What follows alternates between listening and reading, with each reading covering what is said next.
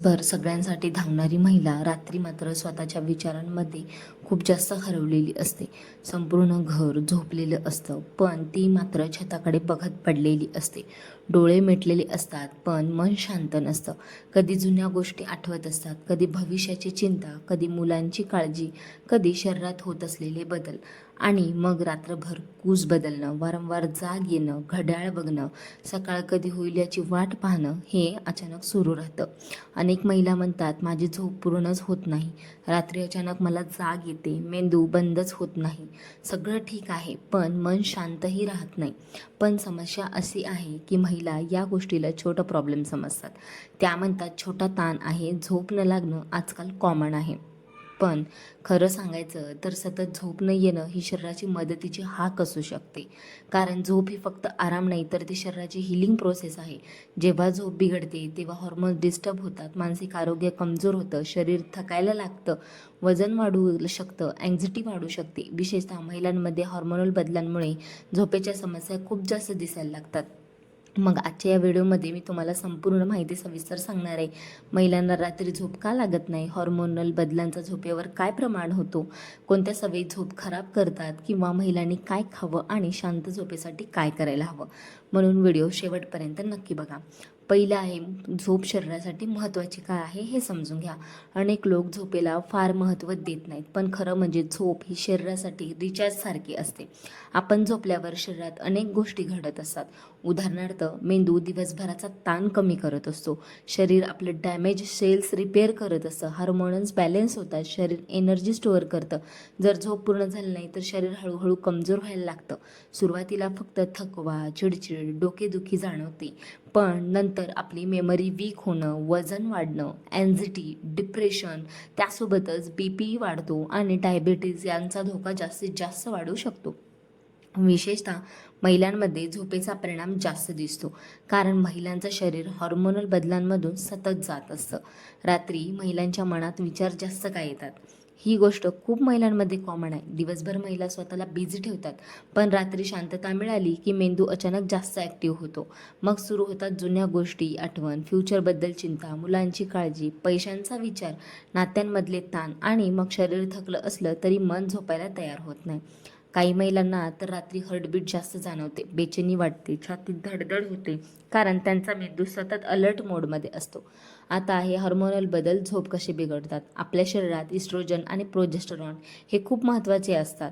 हे hormones mood, emotions, sleep cycle यावर परिणाम करतात. जेव्हा हे हॉर्मोन्स इम्बॅलन्स होतात तेव्हा आपली झोप बिघडू शकते. विशेषतः पाळीपूर्वी, प्रेग्नन्सीमध्ये, डिलिव्हरीनंतर, मेनोपॉज दरम्यान महिलांना झोपेच्या समस्या जास्त होऊ शकतात. काही महिलांना अचानक गरम वाटणं, घाम येणं, बेचैनी, मूड स्विंग्स यामुळे त्यांना रात्री वारंवार जाग येत असते. आता रात्री मध्येच जाग का येते? अनेक महिलांना झोप तर लागते, पण रात्री 2 ते 3 वाजता अचानक जाग येते आणि त्यानंतर पुन्हा झोप लागत नाही. यामागे कारण असू शकतं की स्ट्रेस हार्मोन वाढणं, anxiety, hormonal imbalance, blood sugar fluctuation. विशेषतः जास्त ताण घेतल्यावर शरीर डीप स्लीपमध्ये जाऊ शकतं. म्हणून थोड्याशा आवाजाने सुद्धा जाग येऊ शकते.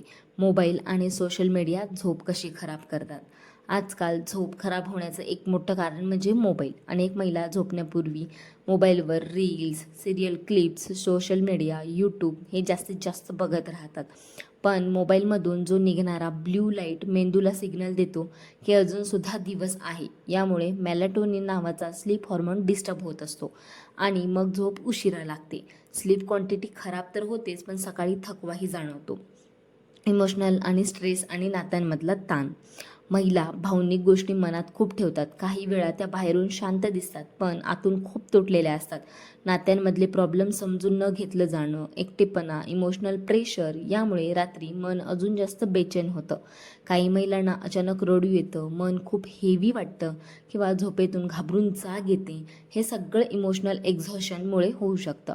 आता शरीरात विटॅमिन कमी असलं तरी झोप तुमची बिघडू शकते. विटॅमिन D आणि B12 कमी असलं तरी शरीर आणि मन दोन्हीवर परिणाम होतो. विटॅमिन D कमी झालं की मूड लो राहू शकतो, शरीर दुखू शकतं, कमजोरी वाढते. तसंच विटॅमिन B12 कमी झालं की अँक्झायटी, वीकनेस, ब्रेन फॉग असं तुम्हाला जाणवू शकतं. आता मॅग्नेशियम कमी असलं तरी पायात गोळे येतात, बेचैनी, स्लीप डिस्टर्बन्स हे सगळं होऊ शकतं. मग या सगळ्या व्यतिरिक्त महिलांनी काय खावं? तर भिजवलेले बदाम. बदामामध्ये मॅग्नेशियम आणि हेल्दी फॅट जास्त असतात. हे मेंदू शांत ठेवण्यास मदत करू शकतात. खसखस, दूध. काही ठिकाणी रात्री खसखस घालून दूध घेतलं जातं. यामुळे शरीर रिलॅक्स वाटण्यास आपल्याला मदत होऊ शकते. आता आहे ओट्स.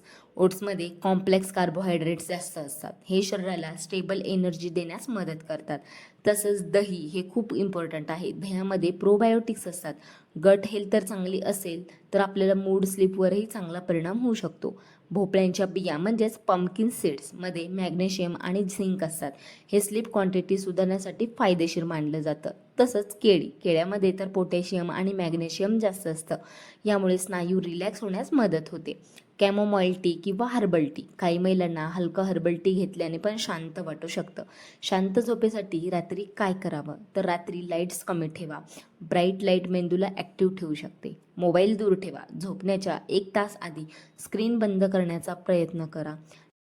डीप ब्रीदिंग करा. स्लो ब्रीदिंगमुळे नर्वस सिस्टीम काम होण्यास मदत होऊ शकते. गरम पाण्याने पाय धुवा. यामुळे शरीर रिलॅक्स वाटू शकतं. रात्री हेवी थॉट्स टाळा. झोपण्यापूर्वी स्ट्रेस वाढवणाऱ्या गोष्टी टाळण्याचा प्रयत्न करा. कोणती लक्षणं दुर्लक्षित करू नयेत? जर सतत झोप लागत नसेल, पॅनिक होत असाल, रात्री घाम येत असेल, हार्टबीट वाढत असेल, अँझिटी वाढत असेल तर डॉक्टरांचा सल्ला घेणं महत्त्वाचं आहे. महिला दिवसभर सगळ्यांसाठी मजबूत बनून राहतात, पण रात्री त्यांच्या मनात किती वादळ चालू असतं हे फार कमी लोकांना समजतं. लक्षात ठेवा, शांत झोप ही लक्झरी नाही तर ती शरीराची आणि मन दोन्हीची गरज आहे. म्हणून स्वतःच्या मनाकडे लक्ष द्या, कारण निरोगी मन आणि शांत झोप यामुळेच आयुष्य खरंच सुंदर वाटू शकतं. आणि जर हा व्हिडिओ तुम्हाला युजफुल वाटला असेल तर चॅनलला लाईक, शेअर आणि सबस्क्राईब करायला विसरू नका.